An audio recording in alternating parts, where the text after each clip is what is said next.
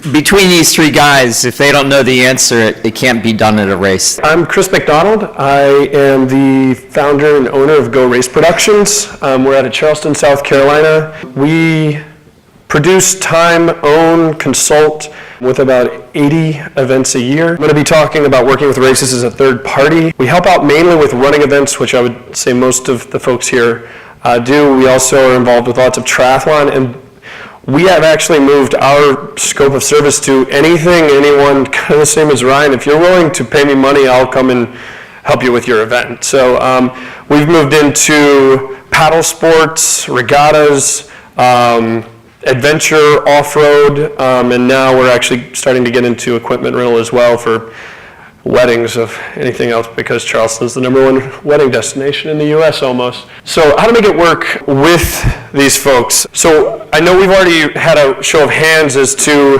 who the people making the race happen, making the course happen. For you event owners that are hiring third-party vendors, this might be an insight into how some of your partnerships work on the other end. For those of you that are event production specialists or timers or consultants, you might say, well, that's not how I do it. That's probably true. There's more than likely a million different iterations of how to work with events. This is how we do it. Understanding your strengths, developing a scope of services and costs. The biggest thing of all, that if you take anything home, managing expectations. And I will keep beating that drum until the day I die. Then you actually do have to deliver, and then follow up and re-signing the event. Understanding your strengths, it could be understanding your market, but the biggest thing here is how many of you went to college to put on races? So I've met one now. So everybody's entering, almost everyone, 99.99% of us are entering laterally. And because of that, most of us have come in helping with events and taking on more and more responsibility as we get going. One day we wake up and say we can do it on our own. Or we break away, or we partner with the parent company we were with, you name it. And you just continue to grow. You realize that you've run out of space in your condo, so you get a bigger place. You realize you don't have enough time, so you hire another person. And so one thing, and I've talked to many of my friends here this week about it, and that is people don't stop and look back. And they don't say, what is fulfilling about this job? What am I good at? How do I put myself in a position to succeed? And it might sound like some self-help kind of thing, but people can tell if you enjoy what you do. Like 100%. You can put on a face for one event, but the moment you get tired, the moment something goes wrong, it will come out. So taking the time to figure that out will help you build your business so you can succeed. And I kind of joke about taking time when you have spare time. I don't know about you guys, but there is no off season. So, but trying to find a time to sit down and reflect as to what your purpose is. Okay, so this has nothing to do with some fancy little deal. Partnering and finding your strengths, in my opinion, is something super important. That is the lamest video I possibly could have made. However, I didn't make it because I have no idea how to make it. So the point in that is that I found this website. I know Brian Jenkins has pushed this thing on 20 other people. I think I found it by myself, but I'll give him credit for it anyway. But Fiverr.com. Anybody heard of it? Anybody use it? If you've never heard of it, it's basically what will you do for $5? And not like in a weird way, but it's like, let me help you with your business for $5. So for instance, I taught myself how to use Illustrator. However, I'm at like a freshman in college Illustrator level. Like, there's plenty of people that run circles around me. But I can send something off and pay $5 and have somebody take a PNG file and make it into a vector file. So to some of you, that might not matter. But like, finding those partnerships, finding those strengths that other people have, and for the right price, now you don't have it on your plate. So we've done that in a lot of different situations, which has allowed us to develop a scope of service and cost for ourselves. Now, I had a request to list out how I actually price things out. Nah, I enjoy you guys, but I'm going to keep our actual pricing structure but we do have a boilerplate list associated with cost. And similar to that reflection, we sat down and we basically did a lot of what I'm sure you guys have done and took into account the equipment cost, wear and tear, the staffing cost, consumables, because we're not just if you're a timer, what do the tags cost? If you're using ChronoTrack, if you're using MyLab, if you're using RacerDrill, if you're using Trident, all these different lists, RFID, they all have different price points, which means at the end of the day, as a timer, we all might say $2 a person, but we're all not making the same amount of money.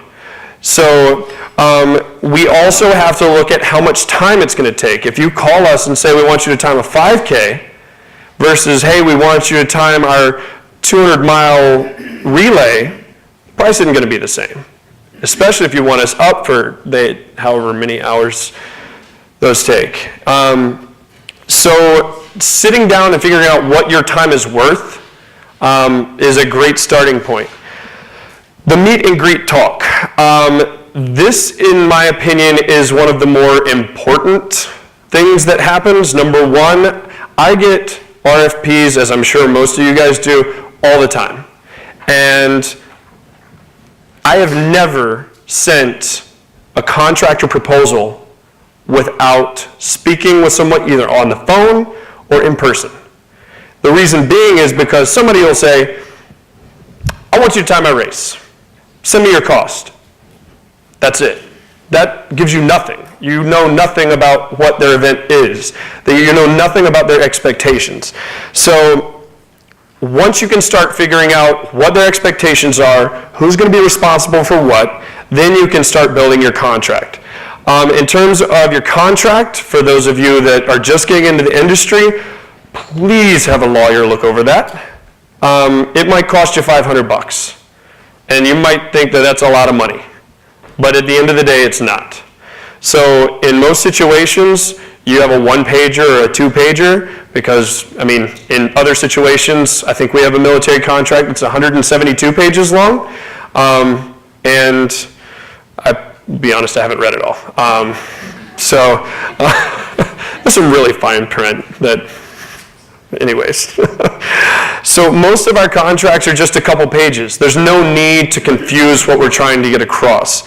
So we have a boilerplate header that our legal has given us, and then a variable structure for the body that basically is broken down into my responsibilities, your responsibilities, and then the schedule of compensation. Clearly define all tasks so that there is no confusion. Similar to the 172 pages, I'd be willing to bet my contracting agent at NAF also has not read 172 pages of that. And then finally, get a signed contract and a deposit. So managing expectations. Communicate. Managing expectations kind of goes all the way across every piece of everything we ever do. Explaining who's in charge of what. There are so many different facets of what we do that a race will sign you on to time and then assume that fill in the blank. I can't even begin. Anyone want to yell out things that have been assumed that you're going to do? Certify the course. Provide all the water. Your timing, by the way. You're not coming in for production. I'm always surprised. And one of my friends is trying to talk me into, and I probably need help, but write a book of all the silly things that are expected because those expectations weren't clearly defined. So a lot of what we do is also explain what we're not going to do. And I kind of highlighted the to include but not limited to line because it's like you're the race director, your responsibilities include but are not limited to these 10 items. I put those 10 items in there because they're so critical to the event, such as work with the police, get a permit, get event insurance, name us as an additional insured on that event insurance. Again, it goes on and on. So then we actually review. I'd never just send the contract. I also ask, do you have any questions? Because I don't want someone just to sign a contract. I want everyone to understand and be clear. So then we create event timelines and share with all parties involved once we get to that contracted point. When should these permit applications be submitted? When should we do the RunSignUp side of things with registration opening and closing? One of the biggest things we deal with, we do a lot of shirts for folks. When should artwork be completed? And then we have the very serious conversation of what vector artwork is. And when sponsor logos are due, because it's always great when we're 3 days before the event and they sign that $10,000 sponsor and we need them on the back of the shirt and we've already got the shirts delivered. So again, managing those expectations is of the utmost importance. So I picked the smallest, simplest event route and two-pager that I give to both my staff and an event. And so what this is it's a mom's run. It was a 5K course, and it's got the entire course map, but there's numbers. Every number, and I know you can't read it, but every number under here is associated with the resources to that spot. So for instance, number 1 is a right turn sign, cones plus 1 directional volunteer. Why do we do this? Because if I don't like oysters, so if I ate the bad shrimp, somebody else can go to this event. Well, I didn't go to this event. So someone else went to this event and did this event, did the event production for this. So anytime it's not a straightaway, we have fairly simple course diagrams with what we want to happen, where the turns are, and where the aid stations go, what the expectation of the aid station is. We have a separate deal for volunteers. We have a separate one for police. And what we do is we make a packet and share those with the event so that we're all on the same page. And I realize it might be a lot of information. We have made master maps before. The problem with the master map is you start getting so much stuff on there that you can forget, because rarely are the police officers also in charge of the aid station. So they don't necessarily need to be on the same map. In terms of our staff, we make very, very simple. We try to keep it simple because the more you try to we could put fancy logos on this, but I have a laser printer that I use. It's black and white. We don't need color on this. This is going to get folded up and put in all of my staff's pocket, all the volunteers' pocket. Everybody gets one. So, and it's with them. I'm sure we could text it to everybody's phone, but somebody's battery would die and they wouldn't know what was supposed to happen. And so by giving the time, the tasks, and then putting every single group onto the same matrix, I tell my staff, I don't care if you finished your task. If you finish your task, you're close to another one, knock it out. We're here as a team. The volunteers are part of our team. We're all here to get it done. ED on that is actually the race director, the race owner. We were the race directors here, so, and volunteers are taking care of some of those tasks. So we give the same thing to the police and to the city so they understand. Again, managing expectations. The moment you walk into those city council meetings or those special event meetings and you start providing them with too much information, they start trusting the fact that you know what the hell you're doing. And so many people fill out their permit, and that's that. They hand in their permit, they fill in the dotted line. I think nearly every single permit we put in, there's 2 or 3 appendices because there's not enough space for us to explain what they should expect of us on race day. So the more information you can give to everyone, the more transparent you can be, the better off you are. Because at no point are the police wondering what's going on at 8:16. And yeah, we probably didn't have a finish before 16 minutes. They were pushing strollers, but still. And it's worked. We've been doing it for 15 years, and I'd be remiss if I did not give credit where credit was due on this idea. It actually started with with my time at Setup Events, which was 15, 17 years ago. So we've been using it from everything, what I guess now is Ironman North Carolina, when we were, Greg Hawkins in the back and I were part of that team. I think Don was there as well. I mean, so this is not just small 5K.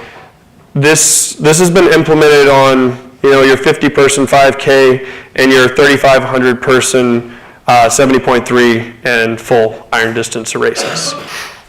And then finally, you do have to deliver.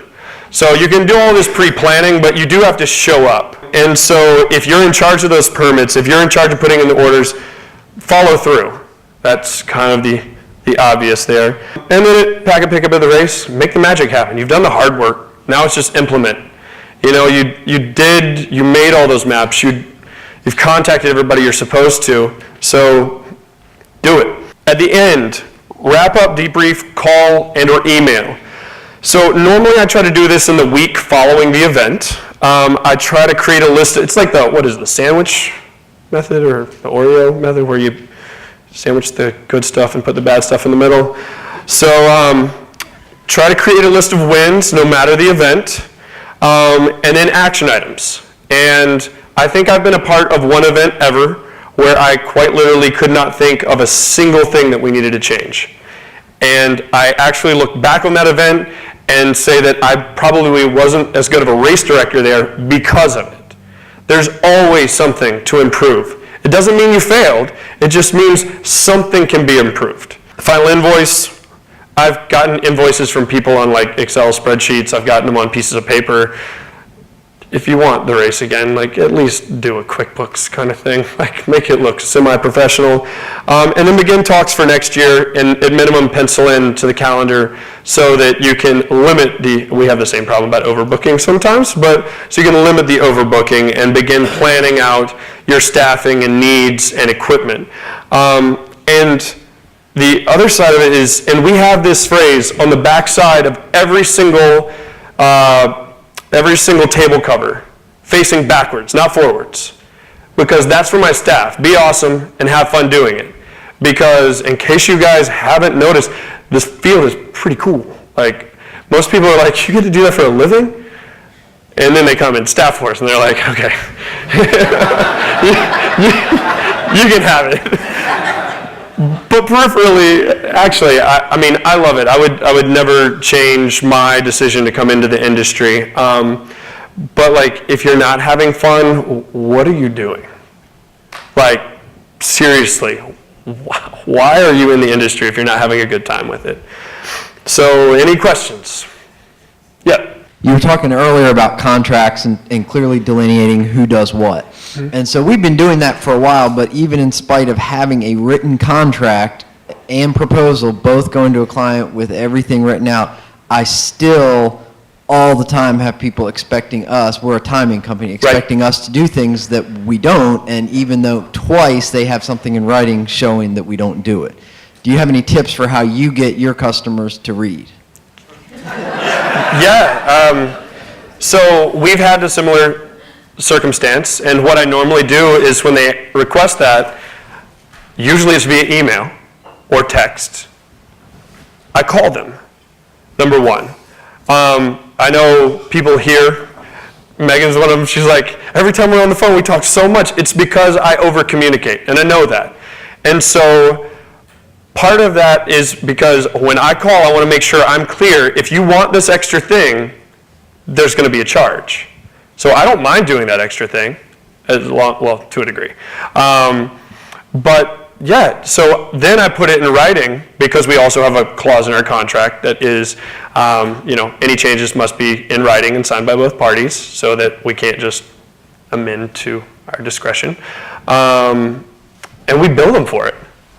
So if you want more inflatables, if you want more PA systems, if you want cups, if you want consumables, we're going to bill you for it.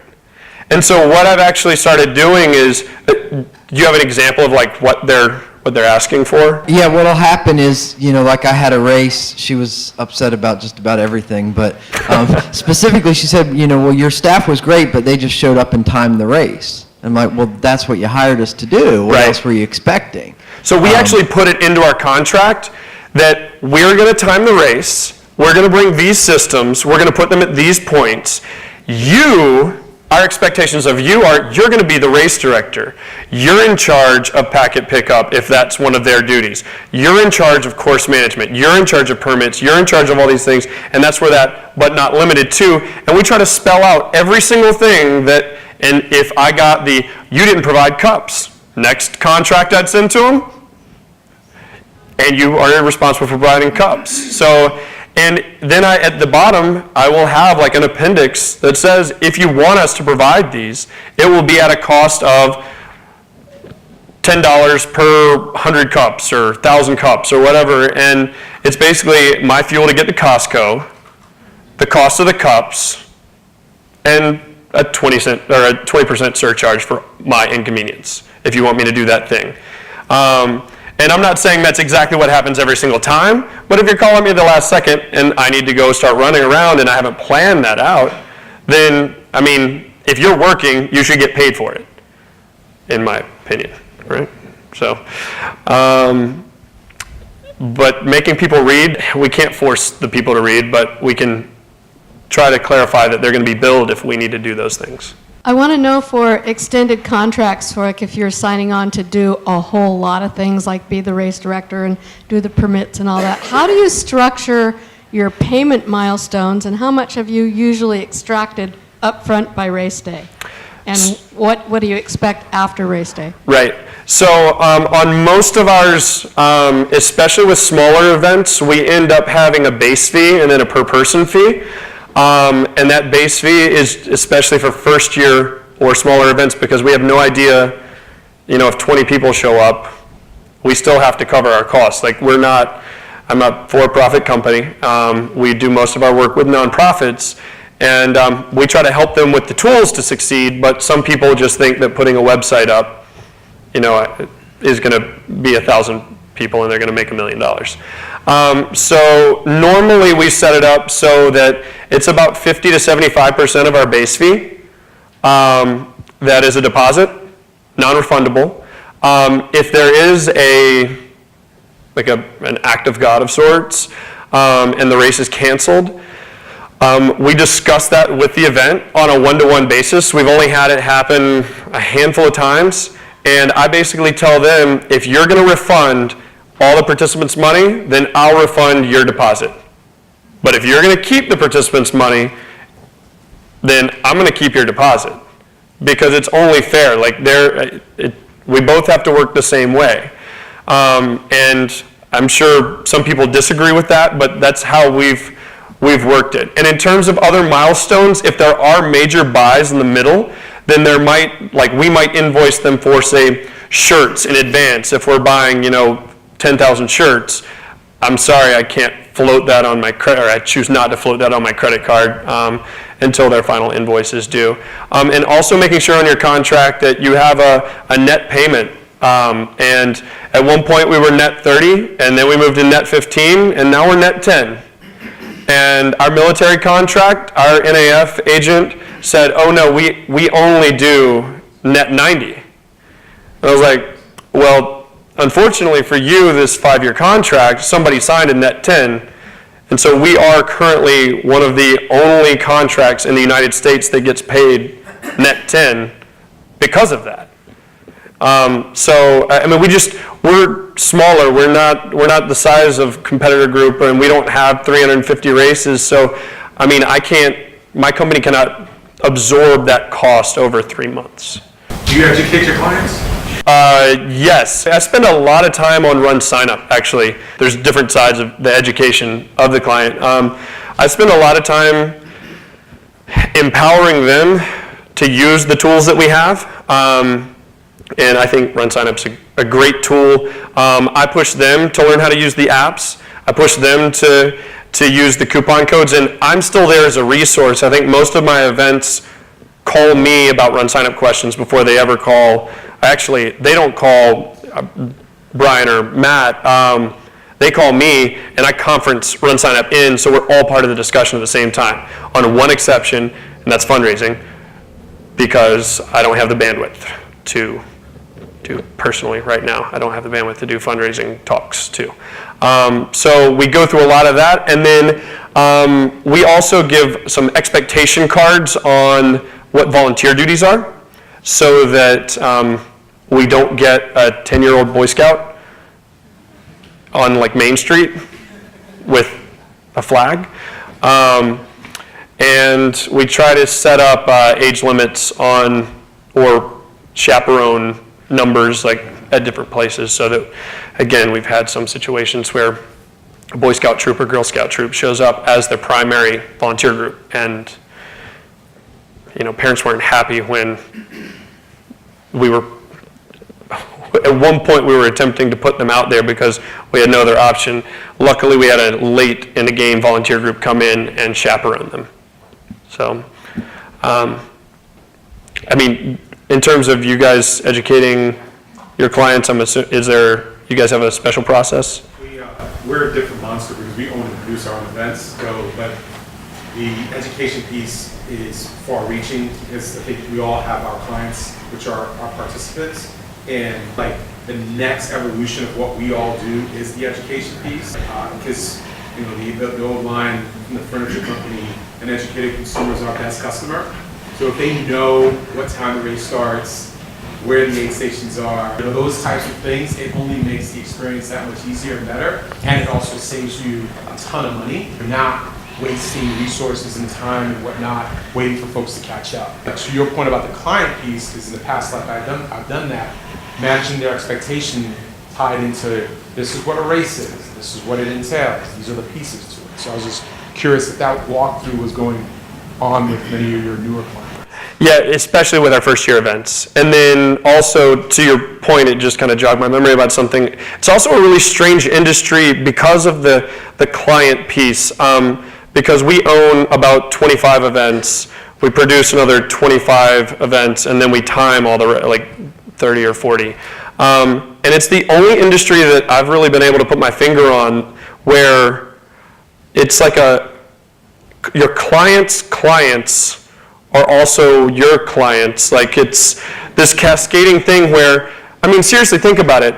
I get hired for, say, Bob's race. I come in to time or produce, and the finisher crosses the finish line and high-fives me for putting on his event.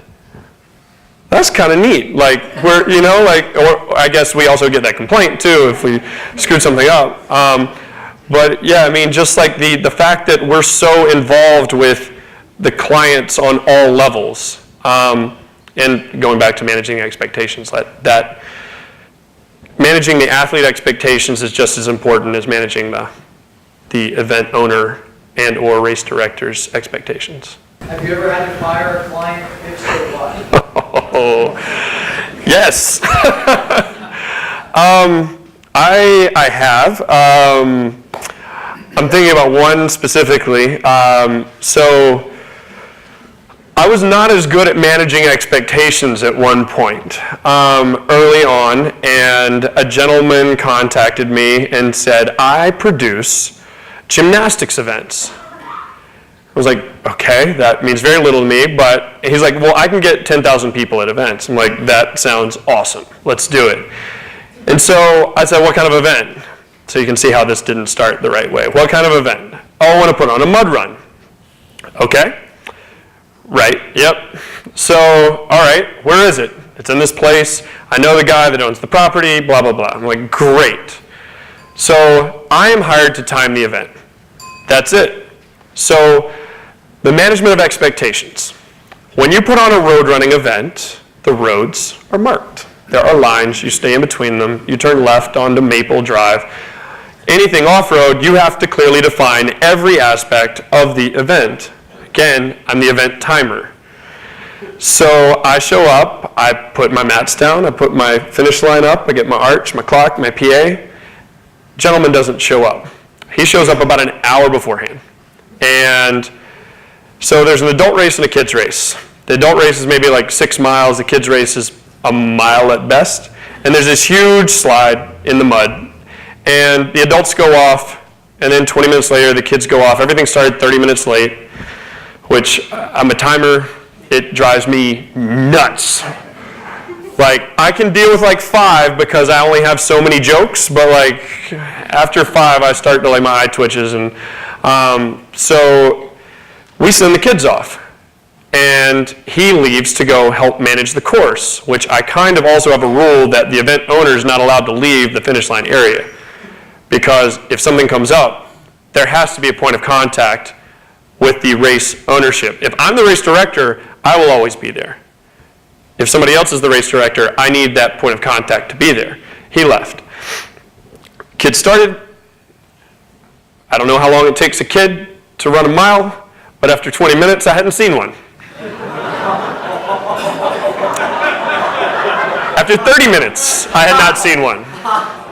So then we started getting finishers from the 6 mile. We were in a field. It was kind of like the opposite of a supernova, I guess, because they were coming from all directions instead of going from all directions. So we had finishers quite literally from every single direction. Once we started getting the adult finishers, the kids started to trickle in about 45 minutes later. And as it turns out, he didn't look at blazes on the course and put up the same color blazes as the surveying tape that was out. And so the kids ended up on the adult course 20 minutes after the adult started, so there are also no volunteers to turn them back. So it was not a big event, thank God. But yeah, we had 35 or 40 kids lost in the woods that came back, honestly, I'd covered in mud and bleeding. And I was getting threats from parents, and it's the only time I've gotten on the mic and thrown somebody under the bus, because they were blaming me. And going back to managing expectations, a lot of these folks put on races one time. This is my life. This is your life. Most of the people in here, it's your life. So if you hire someone and, you start getting threats because of that, like that's a threat to your business. That's a threat to your livelihood because somebody else, So long story short, we found them all. It took me 6 months to get paid. It's the only time I've threatened a lawsuit for payment, and so, yeah. Sorry, this is really long-winded. I still am a little PO'd. That was like 9 years ago. We can feel that. Yeah, remember, like, you can see it out loud. So, yeah. It's not a question, but it kind of goes on exactly what you said on the managing expectations. The biggest thing I hate to hear from a race director is just do it the way we did it last year. When I hear that phrase, it makes me cringe. Right. And then that's when there's a phone call of, no, we're going to go exactly through what we're doing, even if everybody was there last year. We're going to double check everything. Yeah, and we even have, for our timers, we have small books. Now, once you get to a certain point, you don't need it anymore, but like for the first couple of years, we basically like step 1, connect to the internet. Step 2, turn on the GPS. It's ridiculous. But that way, if I get a phone call, because most of the time we have multiple computers set up if I'm at an event and I've got TeamViewer managing the other just in case. But I can say, did you do step 14? And I'll look at it and see if they checked it. I had check boxes beside it so that I didn't have to, going through those lists, once you get to a certain size, it's the only way that you can continue to scale. You can't just cross your fingers and hope that things are going to go well. I guess you can, but good luck. How often or what percentage of your events do you also kind of oversee on-site registration and the packet pickup and the management of the data, so data integrity is not an issue? So we manage almost all the data because of trust. So we also really don't take paper registrations at all anymore. And on the RunSignUp side, the check-in app, we do not use the sign-up app. We leave online registration on until, for most events, 5 minutes before the event starts. And we just tell people, go on your smartphone. We do have kiosks if they need to use them, but online registration is available. Part of that is because we do a lot of USA Triathlon events, and so we need to be able to sync with the API. And so we need for them to be able to log in and do all that because I don't like holding USA Triathlon waivers. But in terms of packet pickup, the whole empowerment side is most of our events are just now switching to the check-in app. So we're going in and either myself or a staff member will stay with packet pickup, usually for a couple hours, to make sure there's a very clear understanding of how this is supposed to go. Are you guys good? All right, we're good. All right, high five, and we roll out with, phone in hand in case we need to come back, answer questions, what have you. But in most situations, we actually empower the volunteers to run packet pickup because things have become so streamlined. I mean, and it's RunSignUp's fault, like that I now have time to go do other things other than sit at a packet pickup table. And we don't have runners anymore. We don't have bringing paper registration forms. We don't have, we still have misspellings, but it's because somebody's got a lazy finger. The male-female box has to be checked. We just have, the data integrity has actually gone up significantly because we've gone directly into the streamlined process of utilizing online registration with the sign-in, or the check-in app.